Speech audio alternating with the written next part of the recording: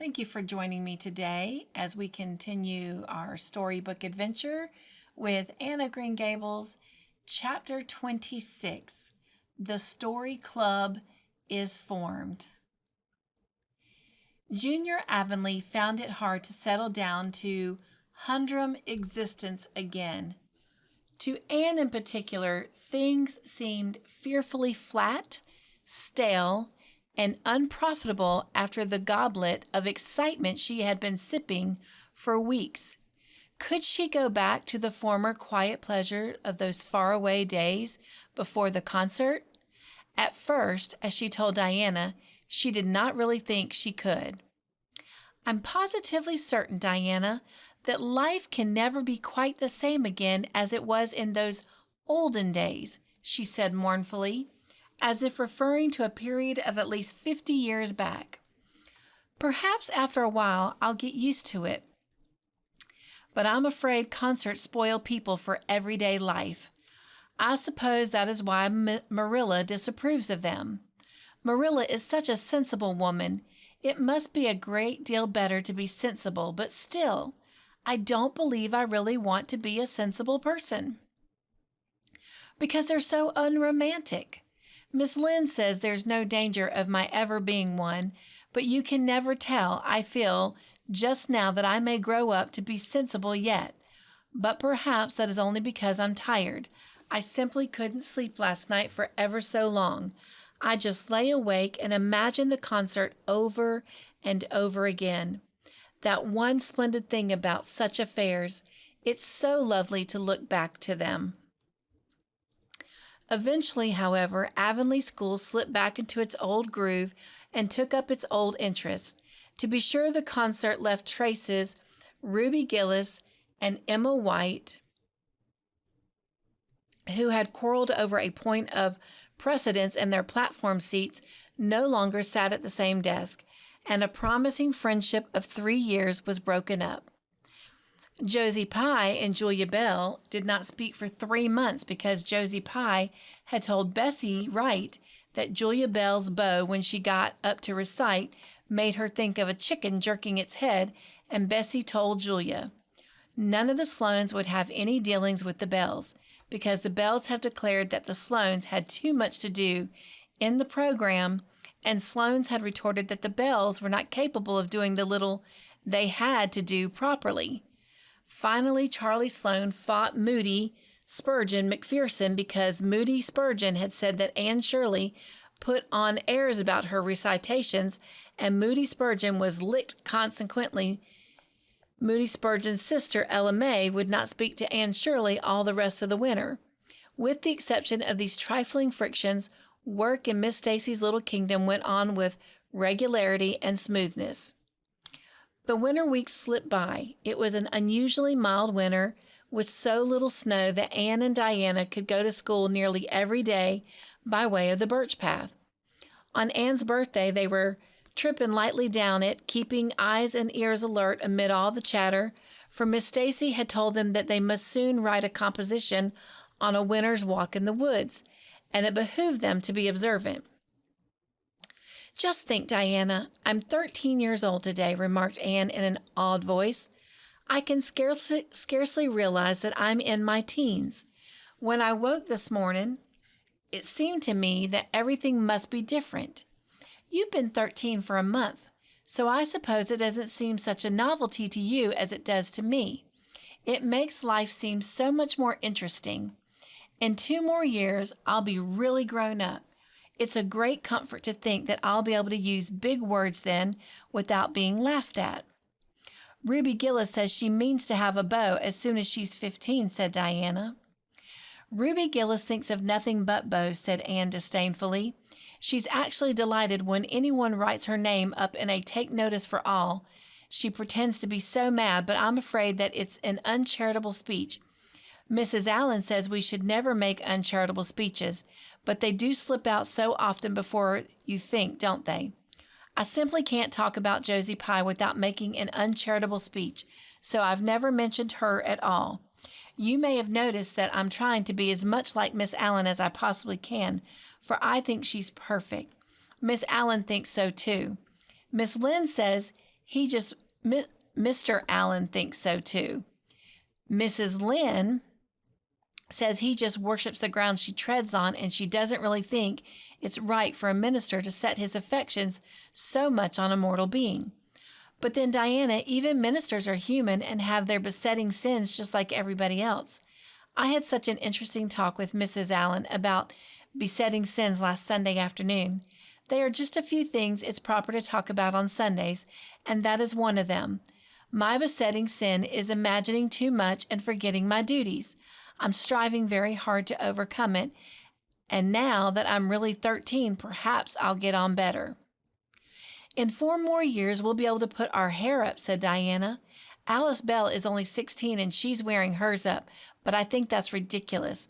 I shall wait until I'm 17. If I had Alice Bell's crooked nose, said Anne decidedly, I wouldn't, but there. I won't say what I was going to because it was extremely uncharitable. Besides, I was comparing it with my own nose, and that's vanity. I'm afraid I think too much about my nose ever since I heard that compliment about it long ago. It really is a great comfort to me. Oh, Diana, look, there's a rabbit. That's something to remember for our woods composition. I really think the woods are just as lovely in winter or as in summer. They're so white and still, as if they were asleep and dreaming pretty dreams. I won't mind writing about that composition when the time comes, sighed Diana. I can manage to write about the woods, but the one we're to hand in Monday is terrible. The idea of Miss Stacy telling us to write a story out of our own heads. Why, it's as easy as a wink, said Anne. It's easy for you because you have an imagination, retorted Diana. But what would you do if you had been born without one? I suppose you have your composition all done. Anne nodded, trying hard not to look virtuously complacent and failing miserably. I wrote it last Monday evening. It's called The Jealous Rival, or In Death Not Divided. I read it to Marilla, and she said it was stuff and nonsense. Then I read it to Matthew, and he said it was fine. That is the kind of critic I like. It's a sad, sweet story. I just cried like a child while I was writing it. It's about 2 beautiful maidens called Cordelia Montmorency and Geraldine Seymour, who lived in the same village and were devotedly attached to each other. Cordelia was a regal brunette with a coronet of midnight hair and dusky flashing eyes. Geraldine was a queenly blonde with hair like spun gold and velvety purple eyes. I never saw anybody with purpley eyes, said Diana dubiously. Neither did I just imagined them. I wanted something out of the common. Geraldine had an alabaster brow, too. I found out what an alabaster brow is. That is one of the advantages of being 13. You know so much more than you did when you were only 12. Well, what became of Cordelia and Geraldine? Asked Diana, who was beginning to feel rather interested in their fate. They grew in beauty side by side until they were 16. Then Bertram de Vere came to their native village and fell in love with the fair Geraldine. He saved her life when her horse ran away with her in a carriage, and she fainted in his arms, and he carried her home 3 miles because, you understand, the carriage was all smashed up. I found it rather hard to imagine the proposal because I had no experience to go by.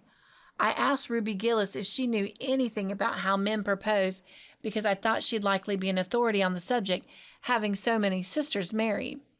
Ruby told me she was hid in the hall pantry when Malcolm Andrews proposed to her sister Susan. She said Malcolm told Susan that his dad had given him the farm in his own name and then said, "What do you say, darling pet, if we get hitched this fall?" And Susan said, "Yes, no, I don't know, let me see." And there they were, engaged as quick as that. But I didn't think that was sort of a proposal was very romantic. So in the end, I had to imagine it out as well as I could. I made it very flowery and poetical, and Beckstrom went on his knees, although Ruby Gillis says it isn't done nowadays. Geraldine accepted him in a speech a page long. I can tell you I took a lot of trouble with that speech. I rewrote it 5 times, and I looked upon it as my masterpiece. Bertram gave a diamond ring and a ruby necklace and told her they would go to Europe for a wedding tour, for he was immensely wealthy. But then, alas, shadows began to darken over their path. Cordelia was secretly in love with Bertram herself, and when Geraldine told her about the engagement, she was simply furious, especially when she saw the necklace and the diamond ring.